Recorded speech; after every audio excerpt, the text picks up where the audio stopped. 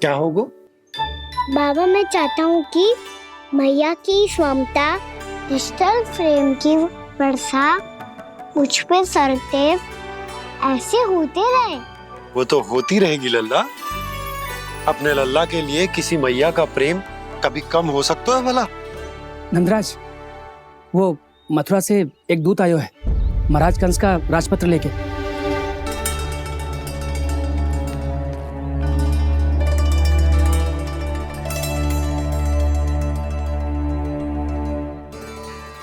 कान्हा, अब क्या करने वाला है?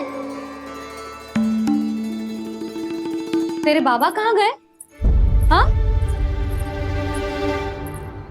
कंस मामा का खेल आरंभ हो गया है, पर मैया वो सब सुनेगी तो व्यर्थ चिंतित हो जाएगी। बस थोड़ा बाहर गया मैया, कछु खा लिए से। बाहर इस समय? मैया, क्या होगा? मैया देखो ना, पीठ पे कछु हो रहा है। मेरा हाथ ना पहुंचो, आप करो ना। दिखा। यहाँ? क्षमा करना मैया, पर अभी बाबा को ही संभालने दो ये सब। कहिए, क्या संदेश लाए हैं आप? नहीं नंदराज, नहीं। महाराज कंस का आदेश है कि ये संदेश सभी गांव वालों के साथ ही पढ़ा जाए। ठीक है, मैं गांव वालों के सामने पढ़ दूंगा, पर मुझे तो दीजिए पढ़ने के लिए। महाराज की आज्ञा का पालन करना आपके लिए भी आवश्यक है नंदराज।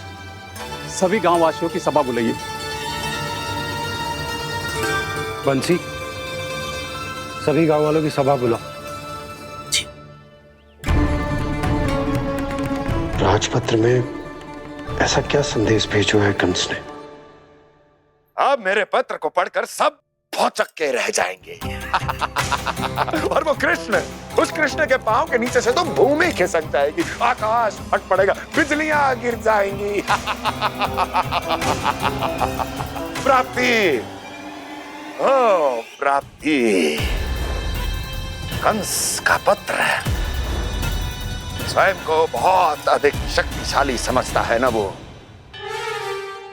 अब देखता हूं कैसे वो इस महासंकट का सामना करता है। वो कृष्ण, वो अपनी मृत्यु स्वयं चुनेगा या मृत्यु की वेदी पर चढ़ा देगा प्रिय वृंदावन वासियों को।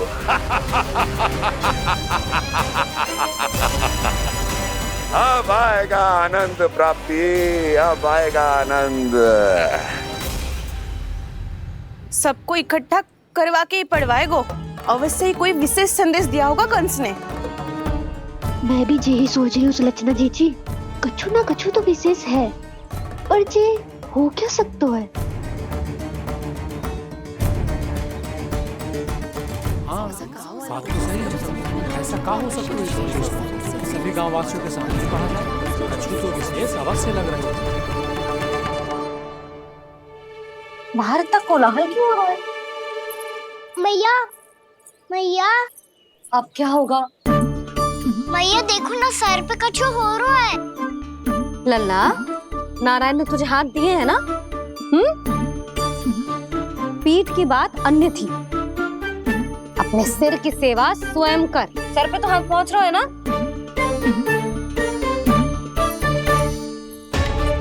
मैया सुनो ना, मैया देखो ना, तीव्र कर कछु हो रहा है। मैया देखो ना, तीव्र कछु हो रहा है।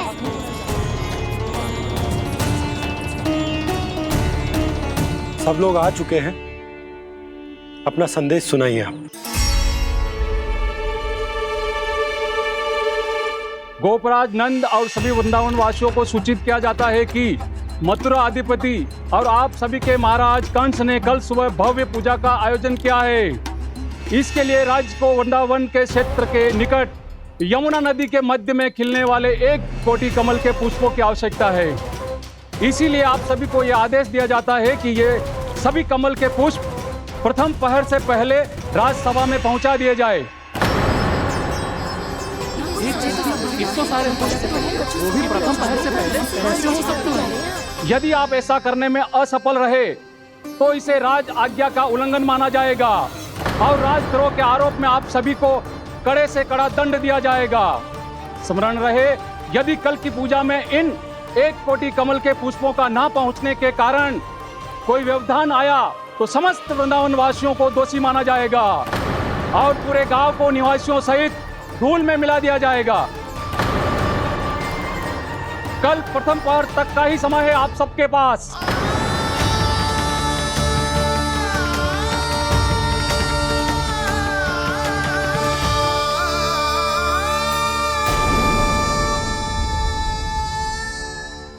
एक कोटि कमल पुष्प, वो भी कल प्रथम प्रहर में? ऐसे कैसे संभव है? और कोई साधारण पुष्प ना, यमुना नदी के मध्य खिलने वाले विशेष कमल के फूल चाहिए उन्हें। लेकिन यमुना नदी में तो कालिया नाग ने विष घोल के रखा है, तो फिर कैसे हो पाएगा? यह संभव है। हमारी मृत्यु का संदेश भेजा है राजा कंस ने। सदैव की भांति इस समस्या पर भी गांव के बड़े ही विचार करेंगे। बालकों का यहाँ होना उचित ना है।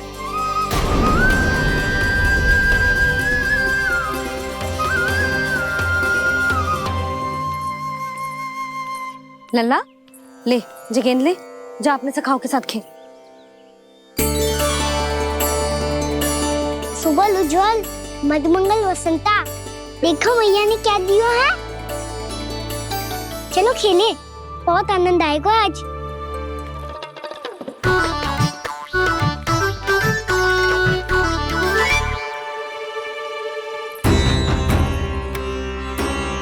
भानु, बंसी, जाओ और शीघ्र ही वो घेरे का कार्य समाप्त करो।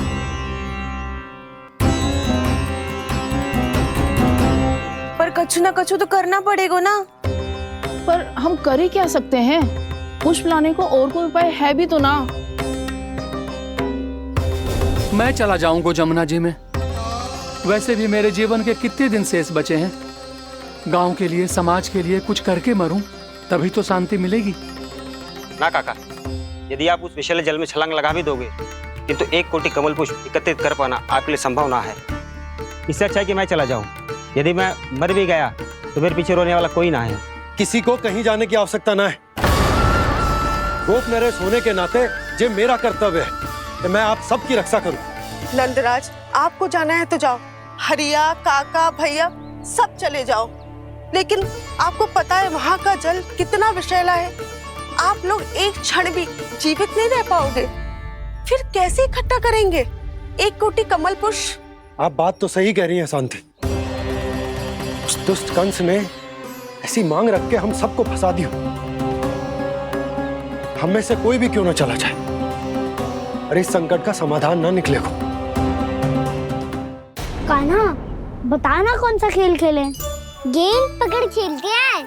पर एक बात सुन लो सब, कोई भी तीव्र गति से ना फेंको गेंद को। भैया ने फ्रेम बनाई है मेरे लिए। सब तैयार हो?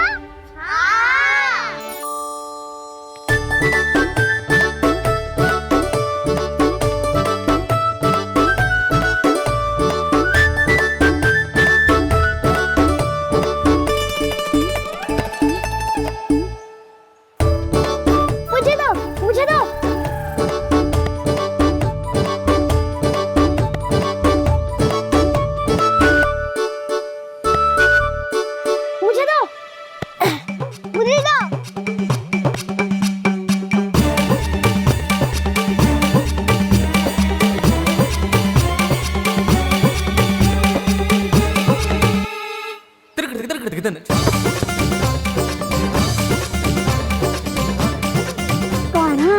इतनी धीरे से फेंकेगो तो कैसे आनंद आएगो? थोड़ा बल लगा के फेंक। हाँ कान्हा, हम अभी बड़े हो गए हैं, तू अब भी छोटे बालकों की तरह फेंक रहे है।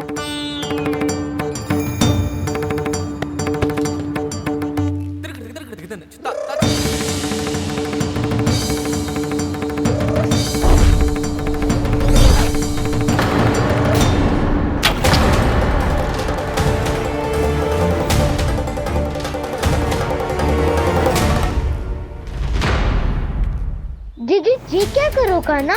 गेंद तो डूब गई।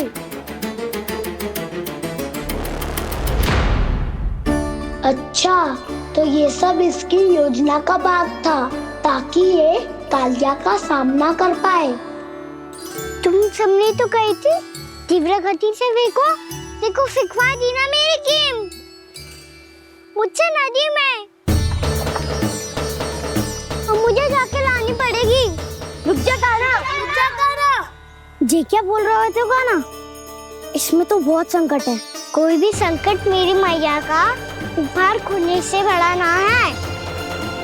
बहुत प्रेम से बना के उन्होंने दी थी। हे नारायण, कोई उपाय समझ में ना आ रहा है। मैया, हम कैसे करेंगे हम अपने गांव की रक्षा?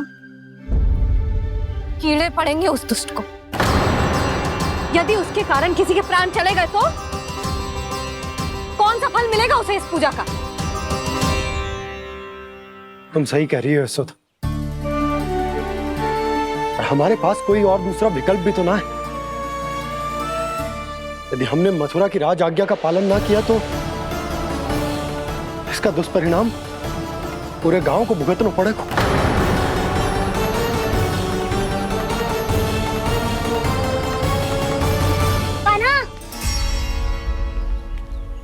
तुम्हें पता है कि तू भगवान है, दिव्य है, बहुत शक्ति है तुझमें, पर फिर भी हम तुझे विषैले जल में ना जाने दे सकते। कुछ होगा तो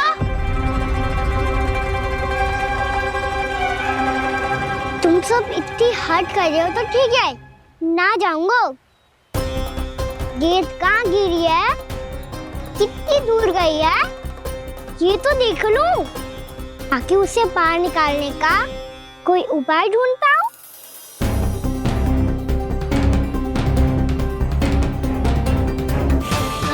हाँ।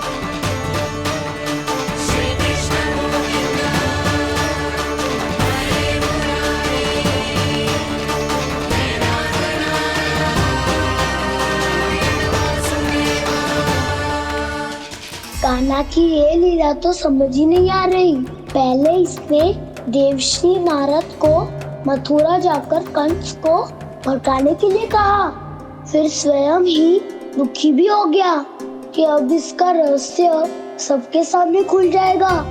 और अभी स्वयं ही तो इसने कहा था कि गेंद बहुत महत्वपूर्ण है, फिर स्वयं ही उसे नदी के विषैले जल में फेंक दिया।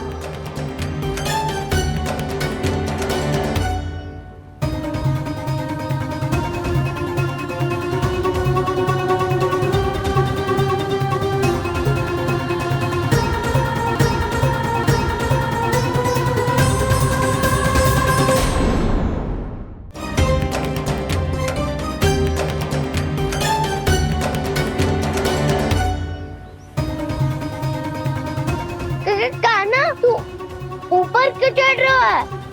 अरे ऊंचाई से देखूंगा तभी तो गेंद दिखेगी।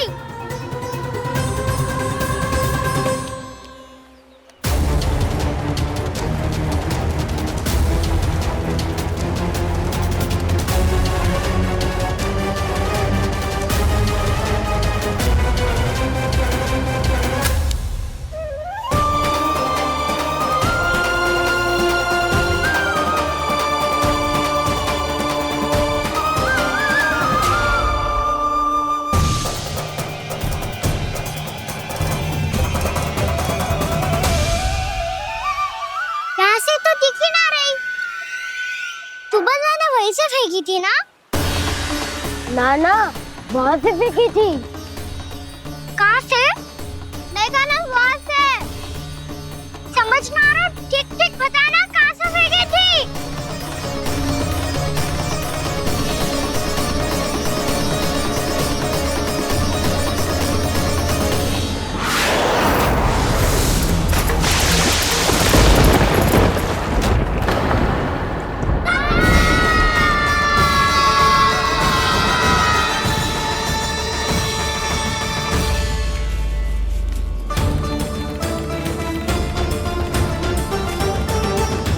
कालिया नाग के क्षेत्र में जाकर कोई भी जीवित वापस ना लौट सको है।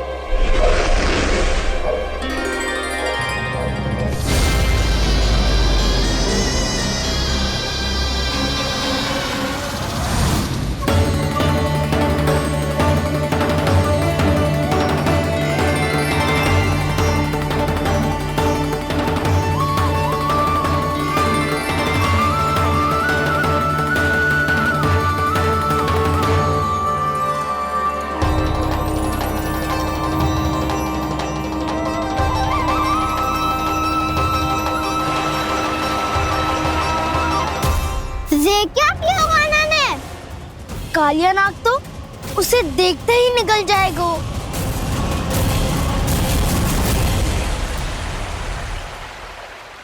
तो आरंभ से अब तक सब कुछ उसकी लीला का ही भाग था।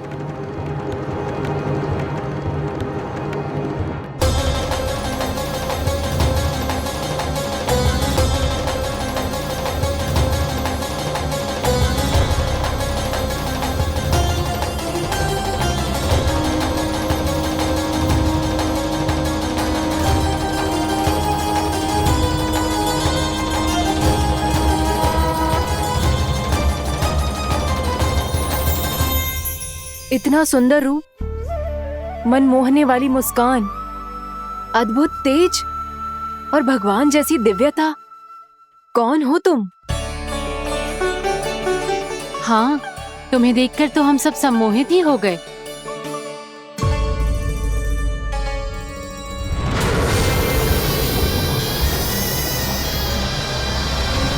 तुम जो भी हो बालक, वापस लौट जाओ। हमारा हृदय तुम्हें ही देखते रहना चाहता है, किंतु यदि हमारे पति जाग गए तो तुम्हें अवश्य हानि पहुंचाएंगे। ये बहुत विषैले है बालक, कालकोट जैसे भयानक। इनके विष से तुम नहीं बच सकोगे। नंदराज, कालिया नाग के विष का प्रभाव बढ़ते ही जा रहा है। पहले 8 कोस तक उसके विष का प्रभाव था, अब तो 1 योजन से अधिक क्षेत्र में फैलो है। जल पीने के प्रयास से अनेक पशु मारे गए हैं और नदी के निकट के वृक्ष और वनस्पति सब नष्ट होने लगे।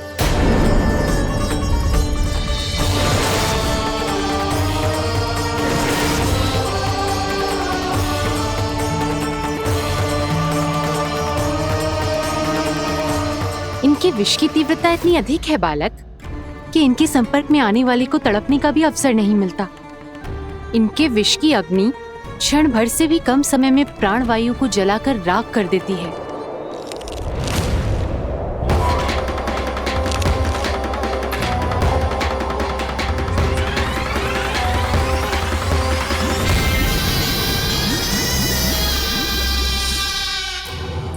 तब तो समस्या और भी गंभीर हो जाएगी। मैंने तो सुनो है कि कालिया नाग कम से कम 2 योजन लंबा है, सैकड़ों फन है उसके।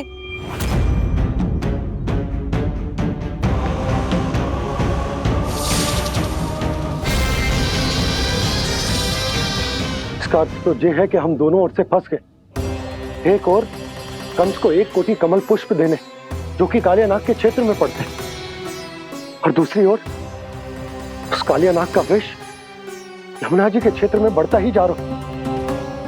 इसके कारण हम ही नहीं, निर्दोष पशु पक्षी भी संकट में। इन दोनों समस्याओं का एक ही समाधान है, उस कालिया नाग का सामना करना। और ये ना समझ आ रहा कि हम ये करेंगे कैसे, क्योंकि ये बात साधारण मनुष्य के बस की ना है। हमारे लिए ये असंभव है।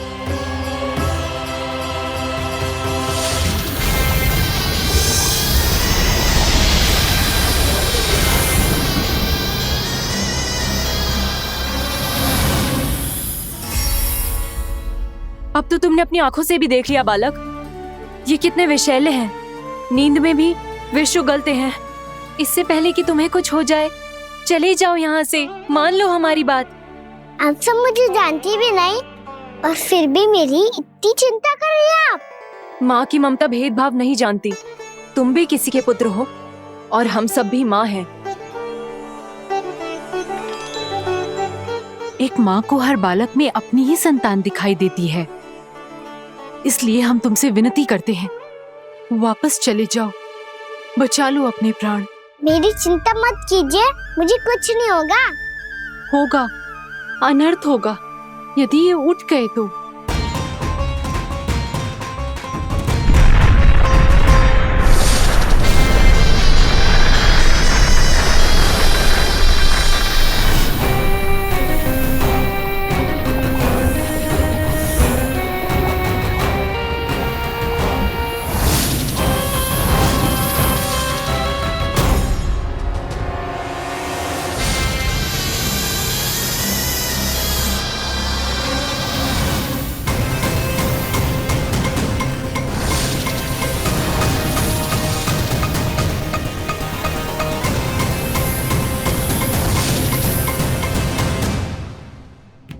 सामने होते हुए भी अपने इश्क को केवल वही देख सकता है जो अपना अभिमान त्याग चुका हो। पर पूर्व जन्म में मेरा भक्त होने के नाते मेरा सत्य स्वरूप देख पाने में मुझे इसकी सहायता करनी चाहिए।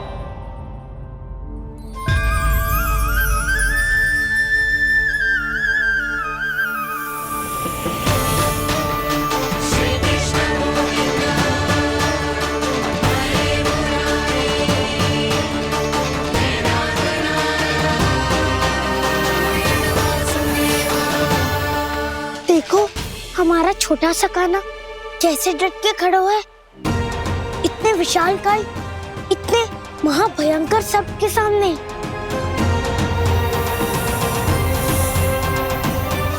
ये कोई भगवान नहीं है जो इसके सामने हाथ जोड़ रही हो तुम सब।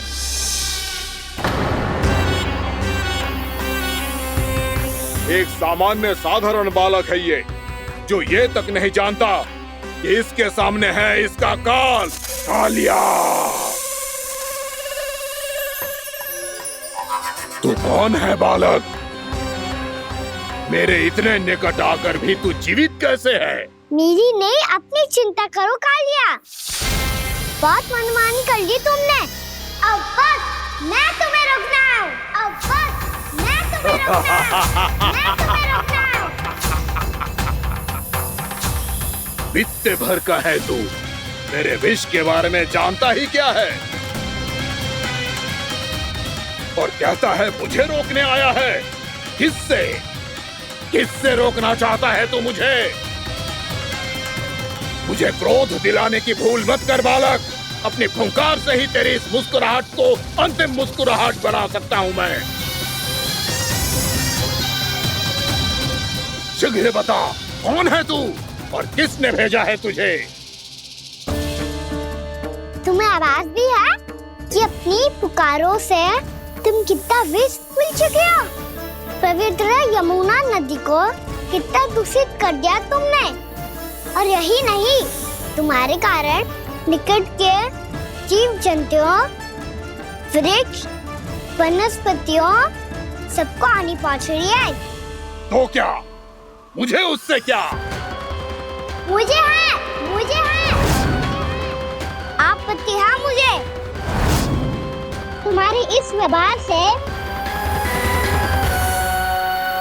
और इसीलिए तुम्हें यहाँ से जाना होगा, यहाँ से जाना होगा।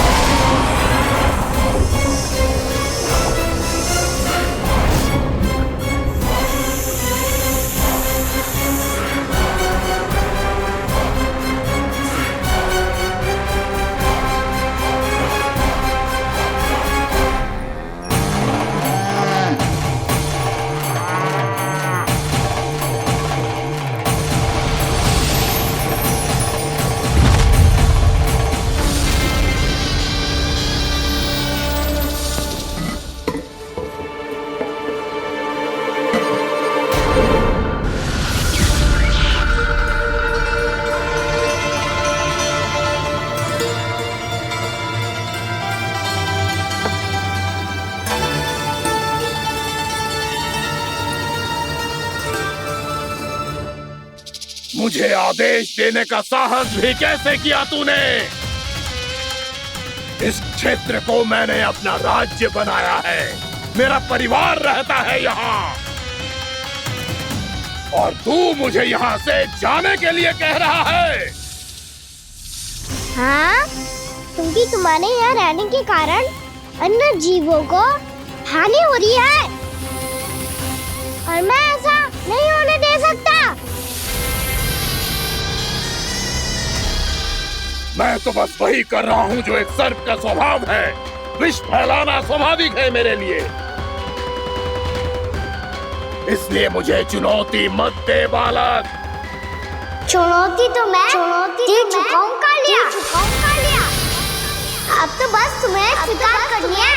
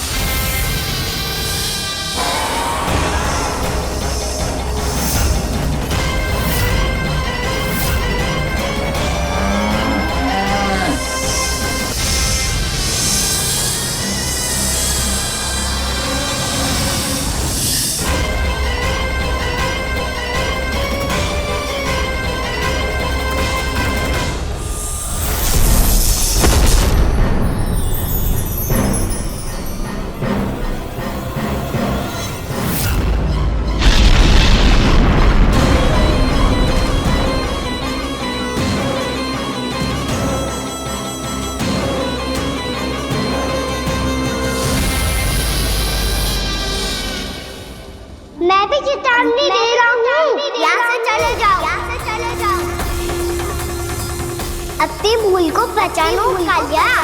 तुम जो कर रहे हो अनुचित है।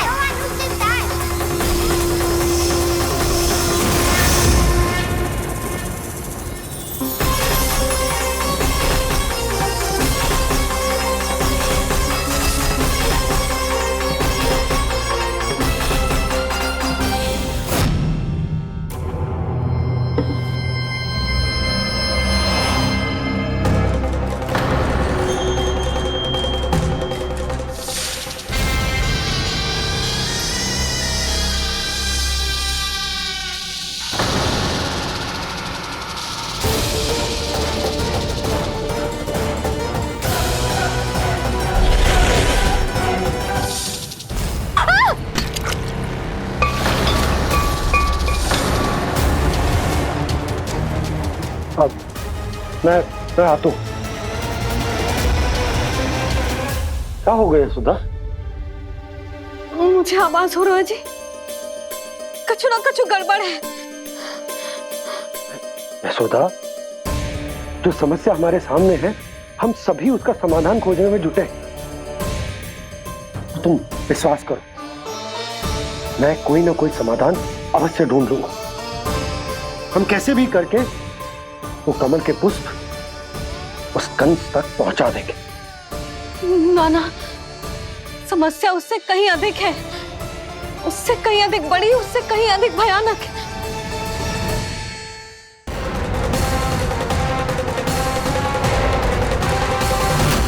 विस्की ये बूंद से ही सबके प्राण चले जाते हैं। इसने तो विस्की धारियां फेंकी है खाना पे। कान्हा कैसे बच्चे को अधिक विष से? इसका विष तो क्या, ये सर स्वयं भी छू तक नहीं पाएगा हमारे कान्हा को।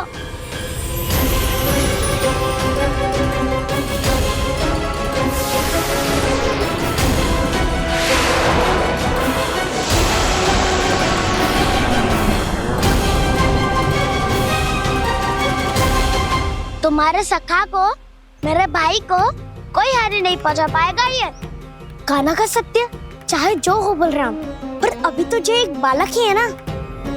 देखो कैसे विष के कारण स्थिर हो गया है।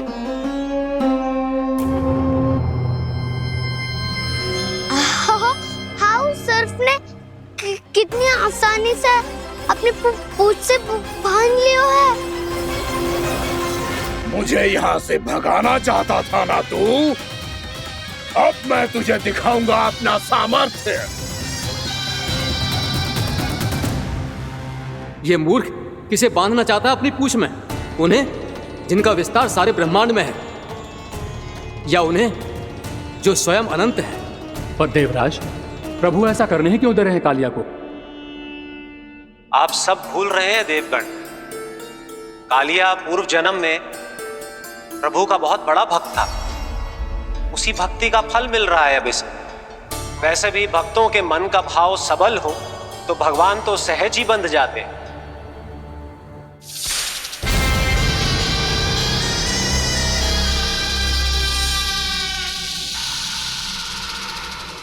बलराम, तुमने ही तो कही थी कान्हा को कछु ना होगो। देखो उस दुष्ट ने चारों ओर से जकड़ लियो है।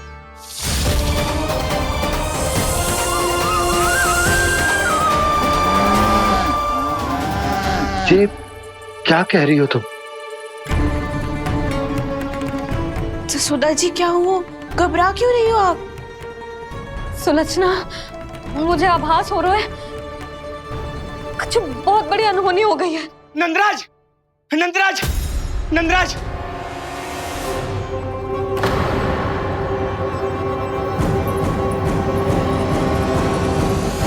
नंदराज, कान्हा ने जमना नदी में छलांग लगा दी है। कान्हा ने जमना नदी में छलांग लगा दी है। कान्हा ने जमना नदी में छलांग लगा दी है। कान्हा जमना में कूद गया है। मुझे लगा था आज कछु गड़बड़ होने वाली है। मुझे आज कान्हा को ना जाने देना चाहिए था।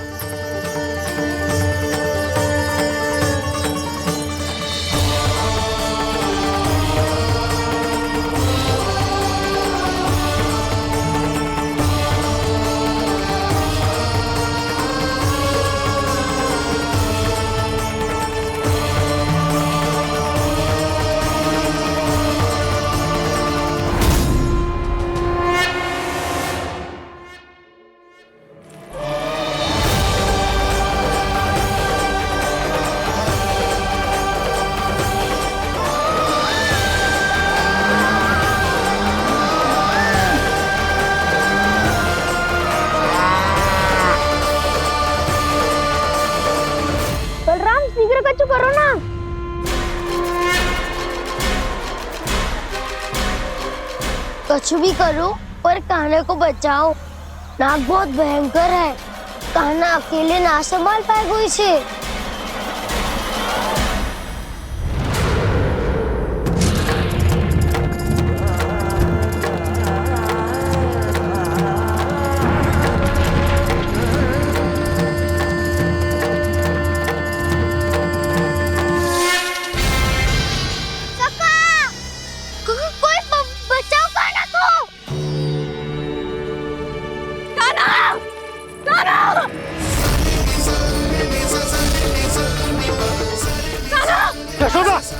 यशोदा रुको। छोड़ दो मुझे, प्लीज छोड़ दो मुझे। जीजी संभालो, बावली हो गई है। जीजी संभालो। कान्हा, कान्हा।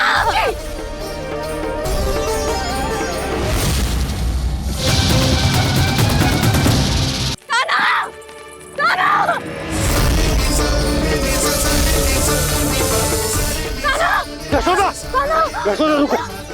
छोड़ दो मुझे, प्लीज छोड़ दो मुझे। जीजी संभालो, बावली हो गई है। जीजी संभालो। देखो अब कैसे तुम्हारे अस्थियों को तोड़कर छोटे छोटे टुकड़ों में बदल दूंगा मैं।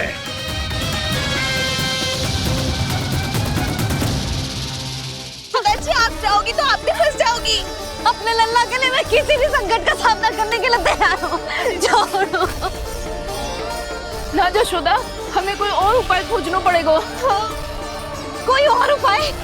आप देख ना रही मेरा कान्हा किस दशा में है। कान्हा मैया के वश में नहीं है, नहीं तो ये अपने लल्ला के लिए साक्षात काल का भी सामना कर ले। ये तो केवल कालिया नाग है। हे नागराज, आप मेरे प्राण ले लो पर कान्हा को छोड़ दो। ना नागराज, आप मेरे प्राण ले लो, मैं विरोध भी ना करूंगी। ना नागराज, आप मुझे मार दो पर मेरे कान्हा को छोड़ दो। ना ना ना ना नागराज, मेरे प्राण ले लो, हमारे कान्हा से क्या शत्रुता है आपकी। प्रभु के लिए जो प्रेम यशोदा मैया के हृदय में है, वही इन सभी गोपियों के हृदय में भी है।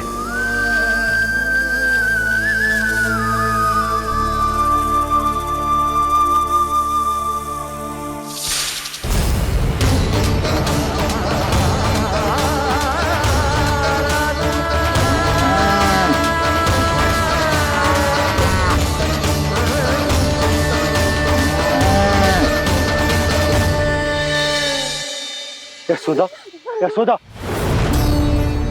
देखो इन गोप गोपियों को, इन गैयाओं को, इन सब के मन में भी तुम्हारी भांति ही ममता भरी हुई। वो सब भी कान्हा से उतना ही प्रेम और स्नेह करती है, उतनी ही ममता से भरी हुई है जितनी कि तुम। तो तुम ही सोचो, जिसके साथ इतनी ममता और इतना स्नेह, इतना प्रेम, उसका कोई क्या कर सकता है? उस काले नाग का वेश इस सब आशीर्वादों के सामने कछु न है। कछु करो जी। उसे बोलो वो मेरे प्राण ले ले, मेरे कान्हा को छोड़ दे। यशोदा,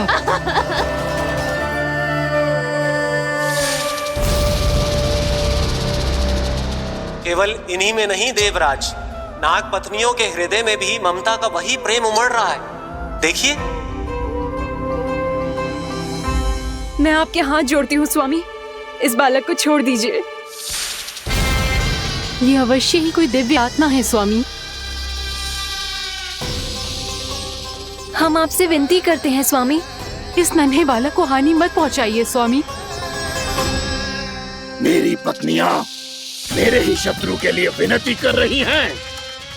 अब यदि इसके पक्ष में एक शब्द भी कहा तुम सबने, तो मैं इस बालक से पहले तुम सबके प्राण ले लूंगा। हो रहा प्रसन्न नाग कालिया, विजय को निश्चित जान। रोते बिलखते व्याकुल सब संकट में देख कान्हा के प्राण।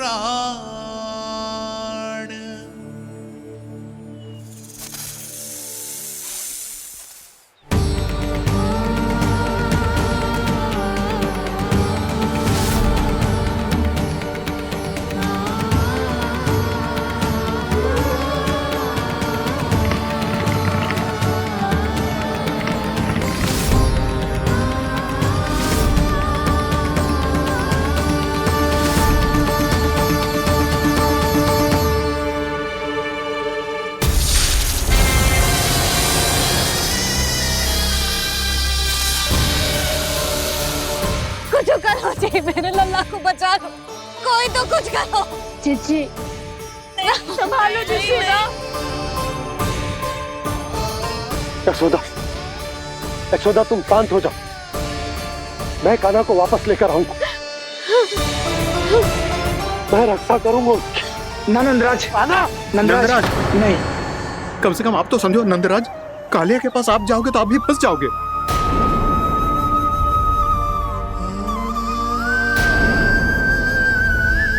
बलराम, तेरा भाई इतनी भीषण संकट में है और तुझे जरा भी दुख ना हो रहा? क्या आप सब अब तक नहीं समझ पाए कि कान्हा सच में कौन है?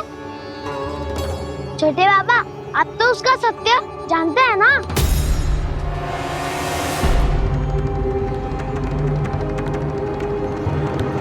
मानता हूँ कि आप सब कान्हा के रहस्य के बारे में नहीं जानते, पर क्या उसके जन्म से आज तक घटी एक से बढ़कर एक विचित्र घटनाओं को भी भूल गए हैं आप सब?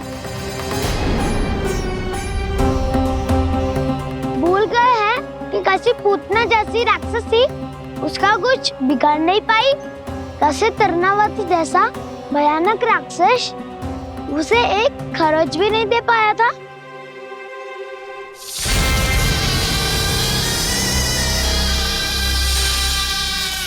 आप सबने अपनी आंखों से देखा था ना, बकासुर से कान्हा की रक्षा करने देवता स्वयं आए थे, पर सत्य तो ये है कि वो सभी देवता भी उस असुर के सामने असमर्थ हो गए थे। तब कान्हा ने बहुत ही आसानी से उस भयंकर असुर का वध किया था, एक ही बार में धराशायी कर दिया था उसे। तो आप सभी सोचिए, बार बार ऐसे असाधारण कार्य करने वाला बालक साधारण कैसे हो सकता है?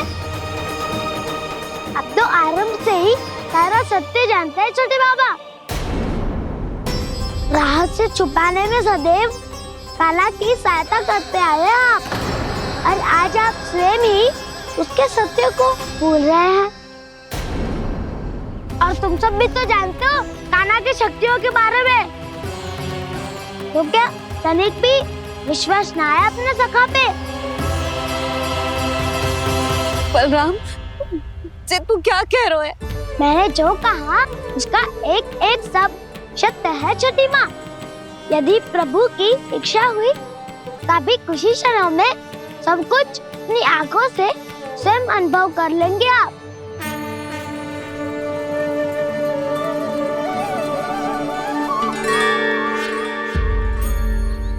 शांताकारं भुजगशयनं पद्मनाभं सुरेशं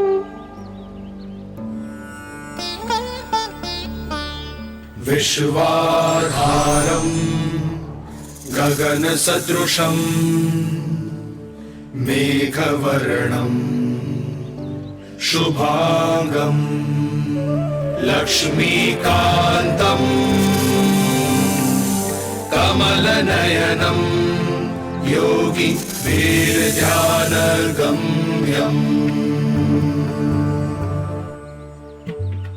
वन्दे विष्णुं भवभयहरं सर्वलोकैकनाथम्।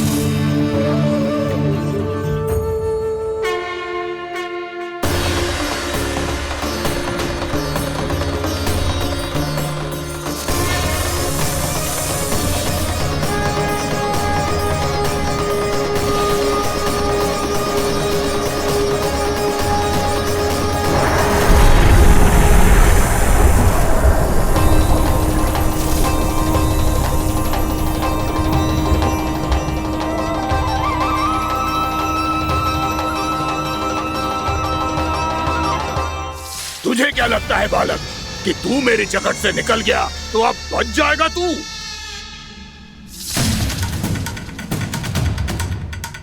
मेरे विष से अपनी प्राण रक्षा करने में सफल रहा, मेरी जकड़ से भी छूट गया, पर मेरे दंश से नहीं बच पाएगा।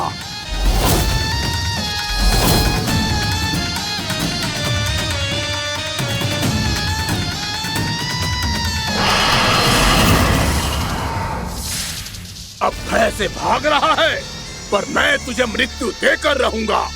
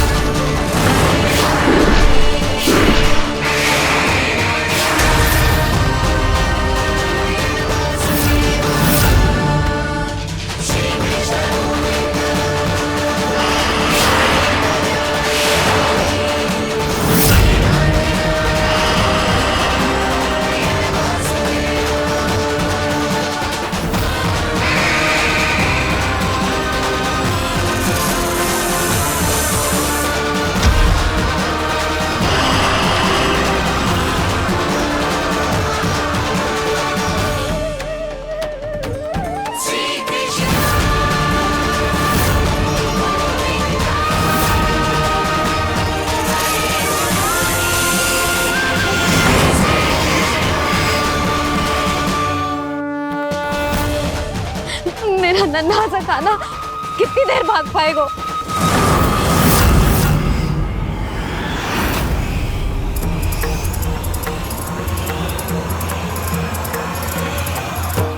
और कितनी प्रतीक्षा करोगे मेरी भक्त कालिया? भक्त नहीं, काल हूं मैं तेरा। जब अहंकार का मुकुट बुद्धि को ढक लेता है तो भक्त अपने भगवान को भी नहीं पहचान पाता। व्यर्थ की पहेली में मत उलझा बालक, ना मैं भक्त हूँ और ना तू भगवान।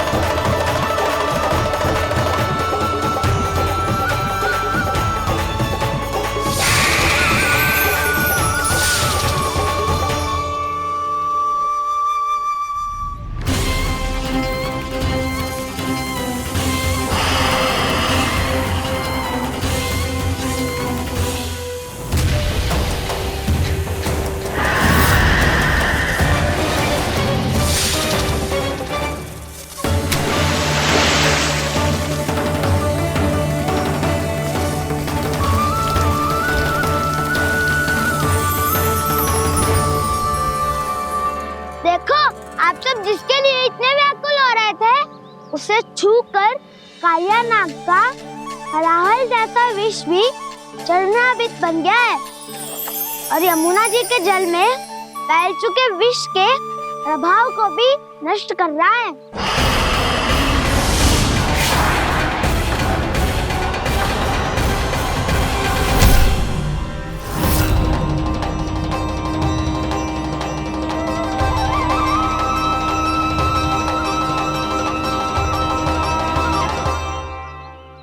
धर्म रक्षक अधर्म विनाशक प्रभु श्री कृष्ण का कौशल सचमुच अद्वितीय है।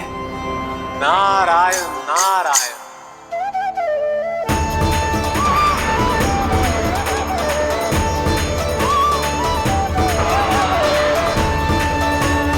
मेरा भाग तुम्हारे भीतर के अहंकार का प्रतीक है कालिया। अब तुम्हारा अहंकार, तुम्हारा अर्पण मेरे पाँव के नीचे है और तुम्हारी पूंछ अर्थात तुम्हारे प्राण मेरे हाथ में। अब तुम क्या करोगे भक्त?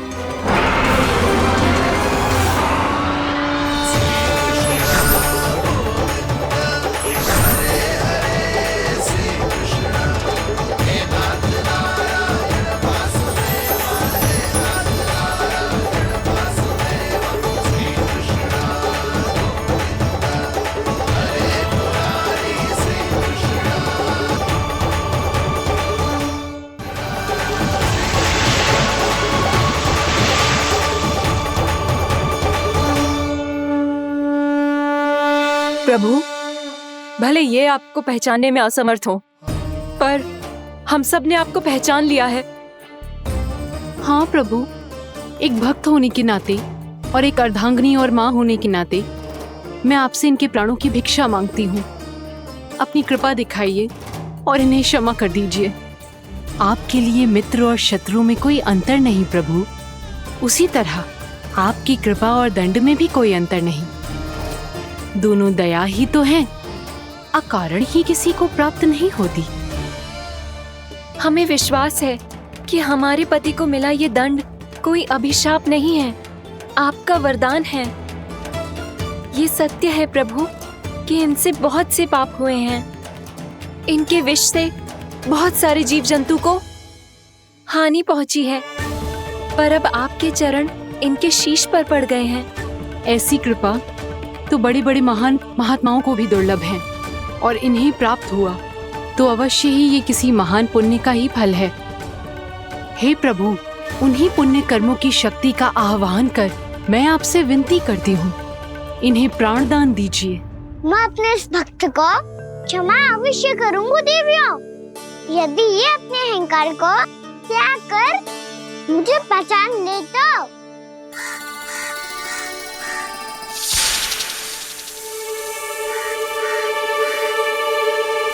मैं तुम्हें श्राप देता हूँ, जितनी विषैली तुम्हारी जिह्वा है उतने ही विषैले सर्प बन जाओ तुम।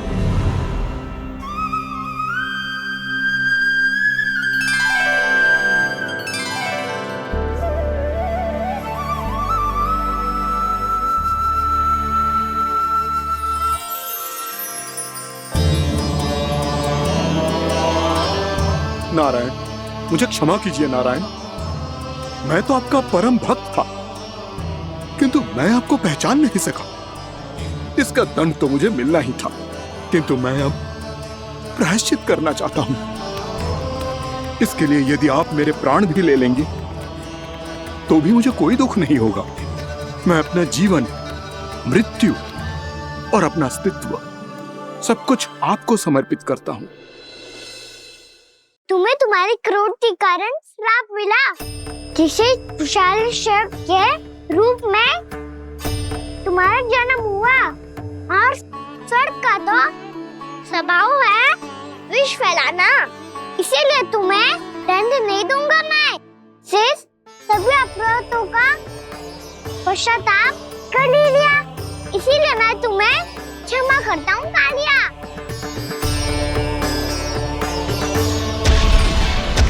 पर तुम्हें यहाँ से दूर समुद्र के बीच जाकर रहना होगा, जहाँ किसी निर्दोष का जीवन तुम्हारे विष से प्रभावित ना हो।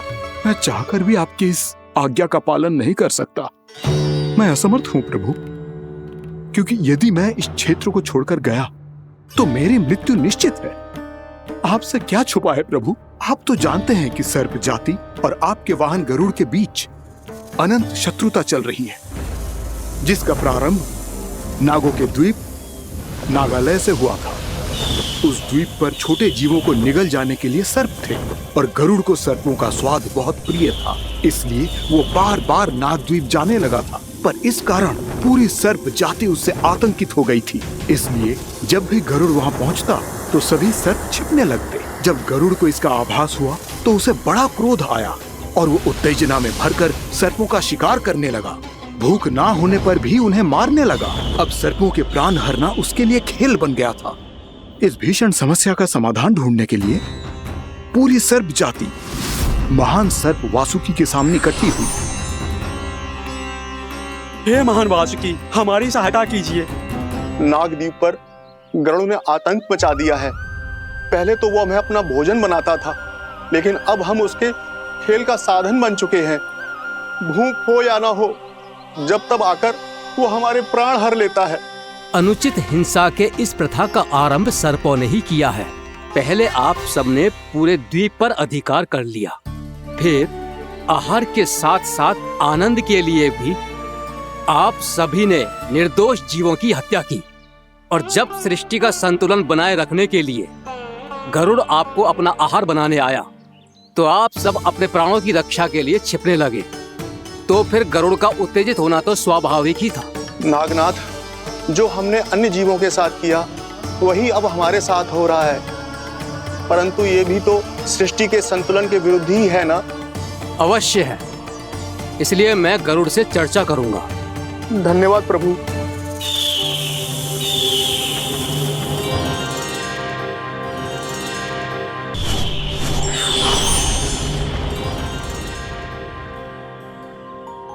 श्री नारायण के वाहन पक्षीराज गरुड़, मैं संपूर्ण सर्प जाति की ओर से आपसे एक निवेदन करने आया हूँ। कहिए, क्या कहना चाहते हैं आप? हे पक्षीराज, यदि आप हम पर ऐसे ही आक्रमण करते रहे तो शीघ्र ही हमारी प्रजाति समाप्त हो जाएगी।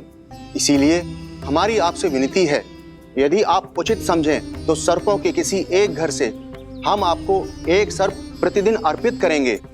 आप उसको आहार बनाइए और अन्य सर्पों को जीवित रहने का अधिकार दीजिए। मुझे स्वीकार है।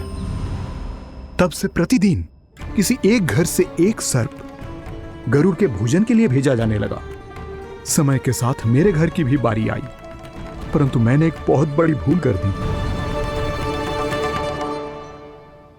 समय आ गया है स्वामी, आज गरुड़ के आहार के लिए इसे चुना गया है। कौन है यह गरुड़ और क्यों दूं मैं इसे कोई भेंट? स्वामी, सभी सर्प राज्यों और गरुड़ के बीच में यही समझौता हुआ है, हमें इसका सम्मान करना ही होगा।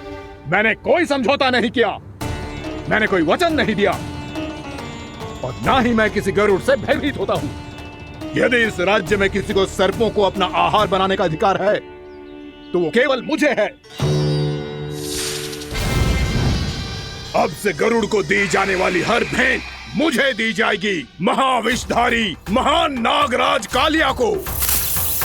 यह और कुछ नहीं, मेरा अभिमान था प्रभु, और यह मेरे इस जन्म की सबसे बड़ी भूल थी, क्योंकि फिर जब गरुड़ को इस बारे में पता चला तो। कालिया, अभिमान में आकर तूने अपने काल को ललकारा है। जिस कालिया के नाम में ही काल छिपा है, तू उसे ललकारने का दुस्साहस कर रहा है गरुड़। स्वयं को भगवान विष्णु का वाहन कहता है तो वाहन का ही कर्म कर। स्मरण रख, इस धरती के सर्वश्रेष्ठ योद्धाओं के लिए भी मैं मृत्यु का दूत हूँ। विनाश काले विपरीत बुद्धि। तुझ जैसे मूर्ख सदा इस युक्ति को सार्थक करते आए हैं। अपने विनाश को आमंत्रण किया है तो अब भोग।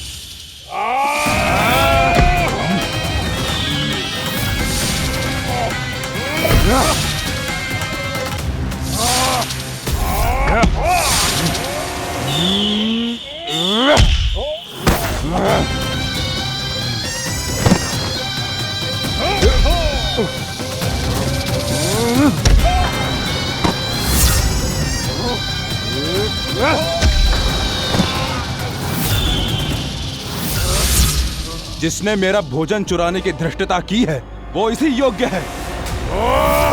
तू मुझे जानता नहीं है गरुड़, मैं महाविषधारी नाग कालिया हूँ।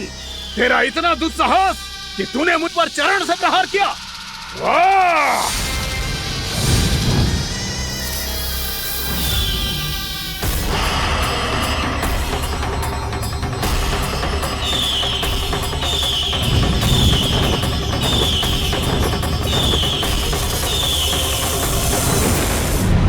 मैं अपने अभिमान में भूल गया था कि गरुड़ मुझसे कहीं अधिक शक्तिशाली है। इसलिए अपने प्राणों की रक्षा करने के लिए मैं एक स्थान से दूसरे स्थान भागने लगा। नदियां, पर्वत, यहां तक कि मैंने सागर भी लांघ डाला, पर मैं जहां भी जाता गरुड़ के रूप में मेरा काल वहीं आ जाता। इसीलिए मृत्यु की आशंका से भयभीत होकर मैं अपने बड़े भाई मां कद्रु के प्रथम पुत्र अनंत शेषनाग से राय लेने चला गया। भैया, मैं यहां आपसे आपकी सहायता लेने आया हूं। मेरी एक छोटी सी भूल के कारण यह गरुड़ मेरा पीछा कर रहा है। मुझे हर समय हर स्थान पे ढूंढते रहता है। यदि उसने मुझे ढूंढ लिया तो वो निश्चित ही मेरे प्राण ले लेगा। मुझे कोई ऐसा स्थान बताइए जहां मैं अपनी पत्नी और अपनी संतानों के साथ शांति से रह सकूं। तुम यमुना नदी के किनारे वृंदावन क्षेत्र में जाके वास करो कालिया। गरुड़ वहां प्रवेश नहीं कर सकता क्योंकि उसे ऋषि सोबरी का श्राप मिला हुआ है।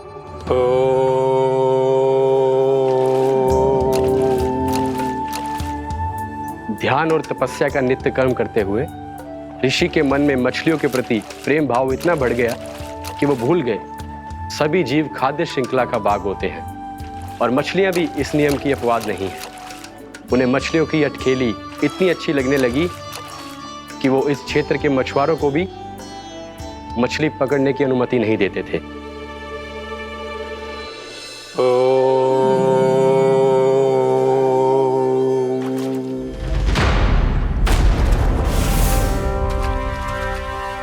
उस दिन वो उस पक्षी को नहीं रोक पाए, पर तब से सावधान रहने लगे। यहां तक कि अपने साधना से भी अधिक ध्यान वो पक्षियों पर केंद्रित करने लगे। ठहरो! इसी क्षण अपनी चोंच में पकड़ी इस मछली को छोड़ दो। तुम्हें इन मछलियों का आहार नहीं करना चाहिए पक्षीराज। ये तो खाद्य श्रृंखला का नियम है ऋषिवर। यदि मैं इनका आहार नहीं करूंगा तो कोई और पक्षी कर लेगा। मैं अपने आनंद या प्रतिशोध के लिए इनके प्राण नहीं ले रहा। ये तो बस मेरा भोजन है। पर यह मेरा तपस्या स्थल है। तुम यहाँ शिकार करके मेरी साधना में विघ्न नहीं डाल सकते पक्षीराज। यदि आपकी यही इच्छा है तो मैं आज के बाद यहाँ नहीं आऊंगा।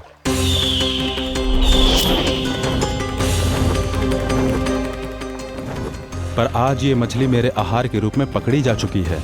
मैं वचन देता हूँ ऋषिवर, इस स्थान पर यह मेरा अंतिम शिकार होगा।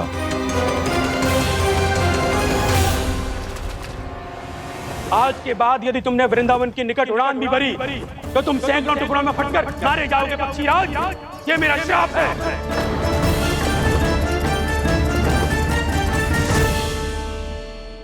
और इसीलिए भैया शेषनाग के सुझाव के अनुसार मैं यहां आ गया।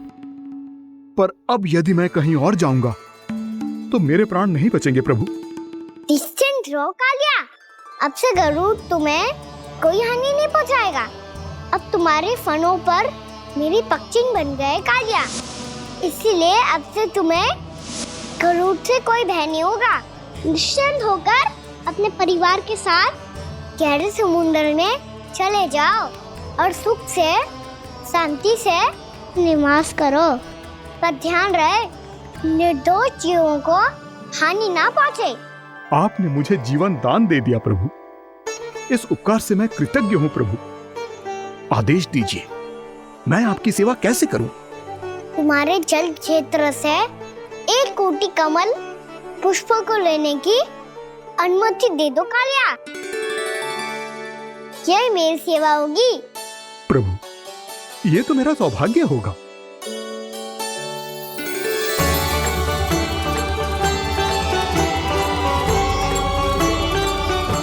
एक कोटि के स्थान पर हम 3 कोटि कमल पुष्प ले आए प्रभु।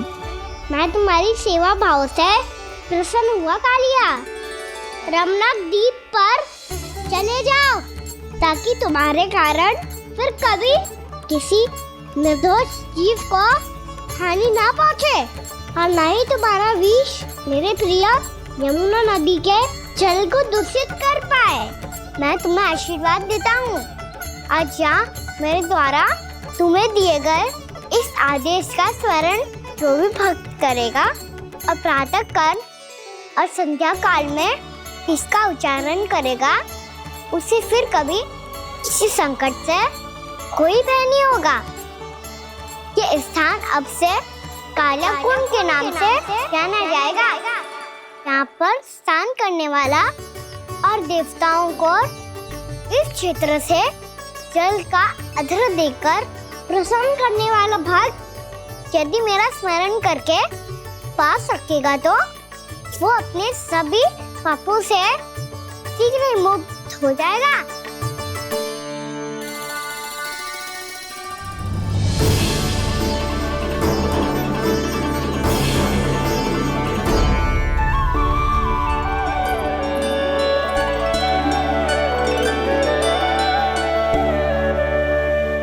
कौन है जी भगवान जिसने अभी अभी कालिया जैसे विशाल विस्तर का सामना किया? क्या एक साधारण बालक जो शीत की अधिकता से ठिठुर रहा है? क्या करूं? मैं लल्ला को ममता के आंचल में छुपा लूं या भक्त बनकर प्रभु की लीला देखती रहूं? क्या करूं मैं? कितना ठंडा था जल, बहुत सर्दी लग रही है। सर्दी से तड़पते हुए कैसे देखूं इसे? अभी जाके अपने पल्लू से सुखाती हूँ। हृदय से लगा के स्नेह की आंच दूंगी तो सर्दी पल भर में छूमंतर हो जाएगी।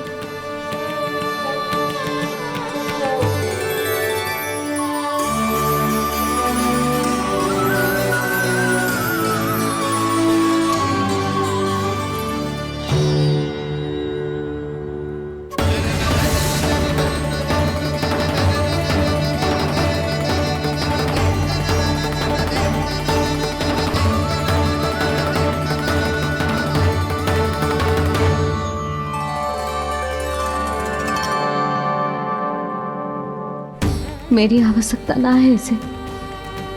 ये तो सच्ची में भगवान ही है जिसकी ठंड दूर करने के लिए स्वयं द्वादश आदित्य प्रकट हो गए हैं।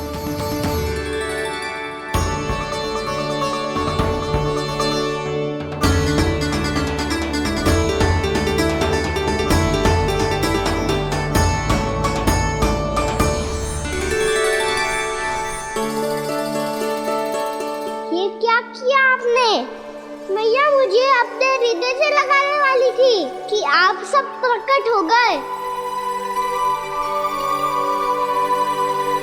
क्षमा कीजिए प्रभु, पर आपको भीगा हुआ देखकर, ठंड से ठिठुरता हुआ देखकर हमसे रहा नहीं गया। हम अपने वश में नहीं थे प्रभु। भक्ति से भावुक होकर हम प्रकट होने पर विवश हो गए थे। हमारी किरणें जैसे स्वयं ही फूट पड़ी और दौड़ पड़ी आपको सुखाने के लिए। मैं आपका प्रेम, आपकी भक्ति समझता हूं आदित्यगण, और इसीलिए इस समय मैं जहां खड़ा हूं, इस स्थान को द्वादश आदित्य टीला के नाम से जाना जाएगा। द्वादश आदित्य टीला के नाम से जाना जाएगा। हम धन्य हो गए प्रभु। और कहाँ जा रहा है? जो गड़बड़ किया उसे सुधारिए तो सही। प्रभु आज्ञा दीजिए। अपना दाम इतना अधिक बढ़ा दीजिए कि मुझे स्वेद आने लगे, ताकि मैया मुझे स्वेद में लीला देख के और भूल जाए कि मैं ही भगवान हूँ, और मैया मुझे अपनी गोद में उठा के ले जाए।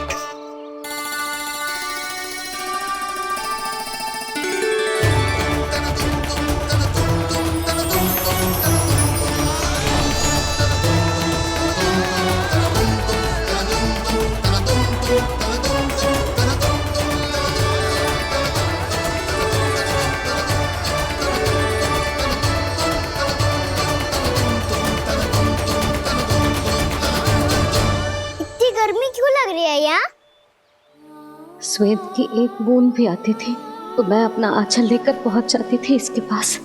जानती ही नहीं थी कि ये तो स्वयं वायुदेव को आदेश दे सकते हैं कि वो बहने लगे और उसका सारा स्वेद सुखा दे।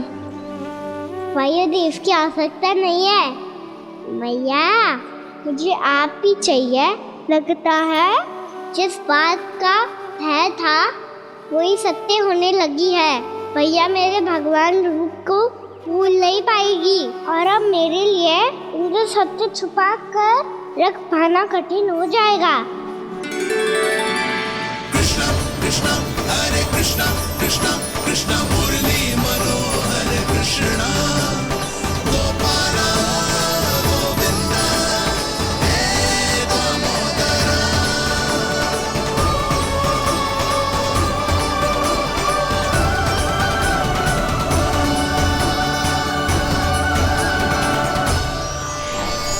प्रभु, आपके श्वेत से बने इस प्रसंगदान सरोवर का प्रणाम स्वीकार कीजिए।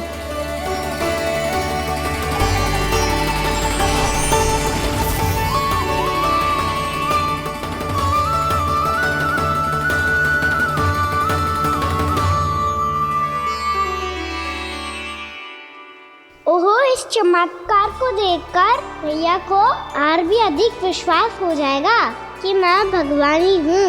अब कैसे मनाऊं मैया को कि मैं ही इनका लाई हूँ। बाबा है ना, अब तो यही सहायता करेंगे। श्री कृष्णा गोविंदा हरे हरे श्री कृष्णा गोविंदा हरे हरे श्री कृष्णा हरे मुरारी श्री कृष्णा श्री कृष्णा श्री कृष्णा।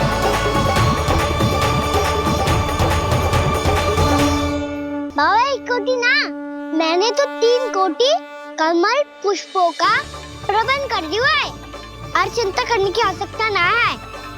1 कोटी कमल के स्थान पर 3 कोटी कमल पुष्प मिल गए हैं। हाँ कान्हा, मैं उचित संदेश के साथ ये सारे पुष्प उस कंस के पास भिजवा दो। महाप्रक्रमी कान्हा की जय। वृंदावन रक्षक कान्हा की जय। महाप्रक्रमी कान्हा की जय। भानु जी नंदराज, बाकी गांव वालों को लेकर ये सारे पुष्प इकट्ठा करो और कंस के दरबार में पहुंचाओ। जी।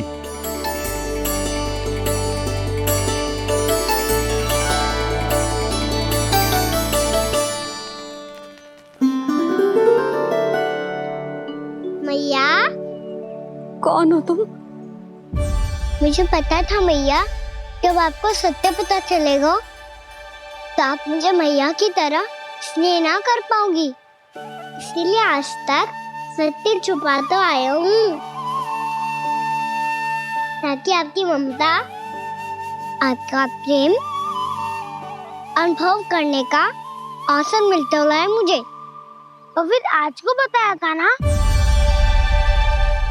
जो रहस्य तुमने बरसों तक छिपाया था उसका भेद खुलने में तुम्हारा ही योगदान है। मुझे कालिया के शीश पर अपने पद चिन्ह रखकर उसे मुक्त कराना था दाऊ, वचन दिया था मैंने उसे।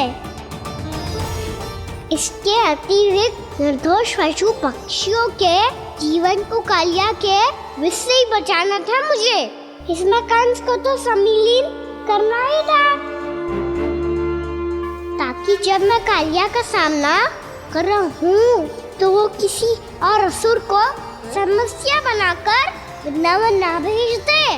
पर इस सबसे बड़ा एक कारण और था दाऊ, मैं चाहता था कि मैया को सत्य पता चल जाए। पर क्यों कान्हा? क्योंकि मुझे लगने लगा था कि मैया से ये रहस्य छुपाकर इनके साथ धोखा कर रहा हूँ। अपराध बोध से दबा जा रहा था मैं।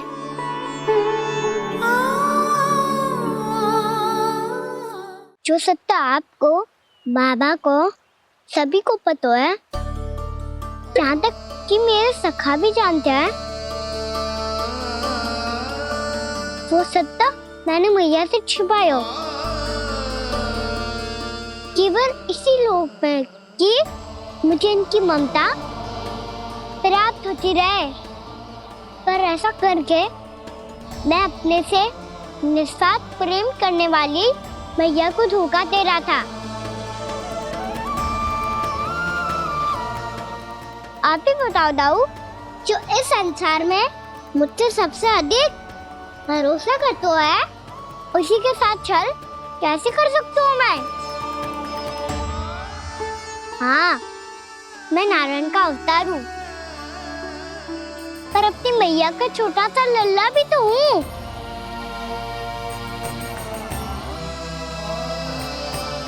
इसीलिए तो यमुना जी में छलांग लगाने का एक कारण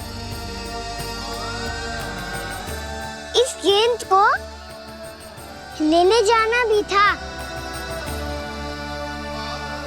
ने स्नेह से बनाई थी मैया ने गेंद, इसे अपने से दूर कैसे होने देता मैं?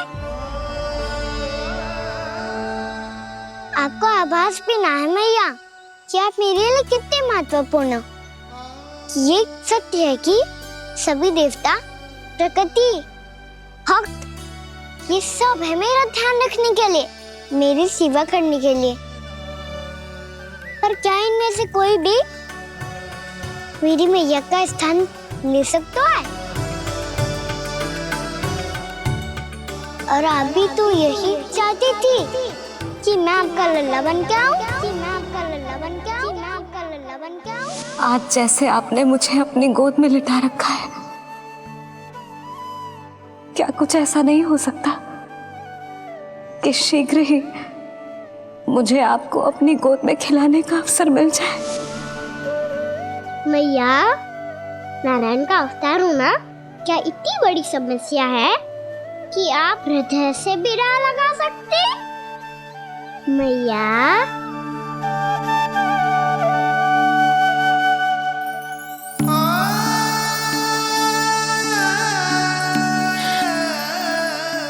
मेरा कान्हा, मेरा लल्ला।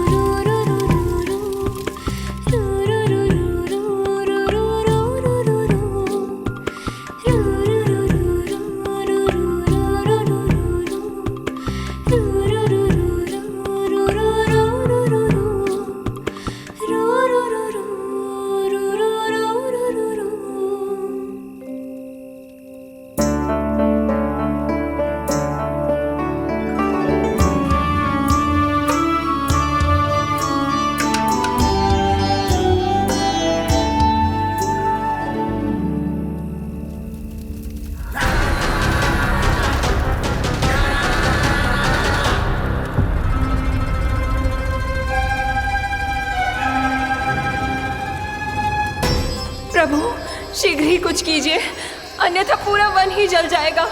मेरी सहायता कीजिए प्रभु।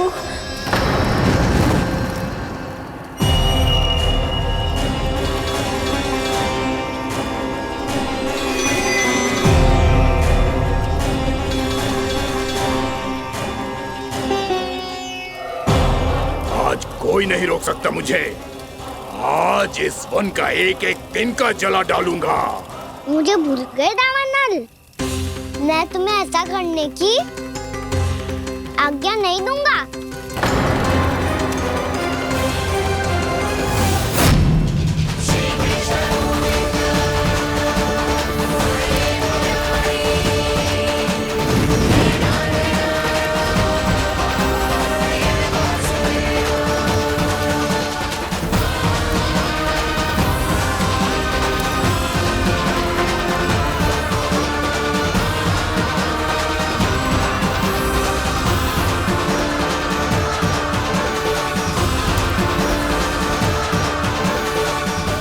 मैया की नींद में व्यवधान पहुंच रहा है, मुझे शीघ्रता करनी होगी।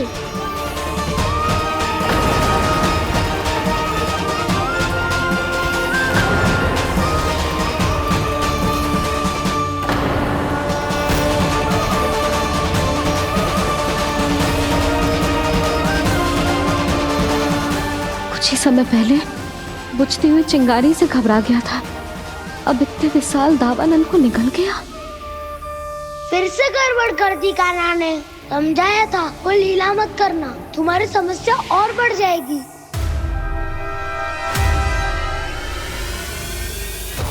अब क्या करूं दाऊ?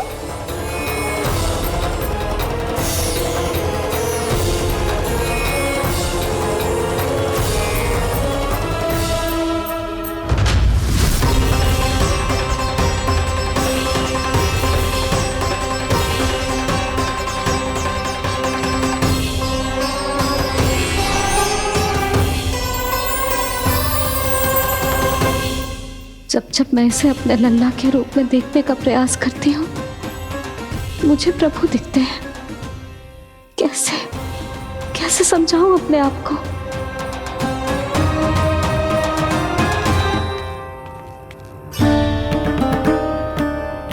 मैया, मुझे पता है आपने कहा था अग्नि के साथ मत ही खेलना, पर अग्नि फैल रही थी। मुझे कछुआ कछु तो करना ही था मैया। क्यों प्रभु,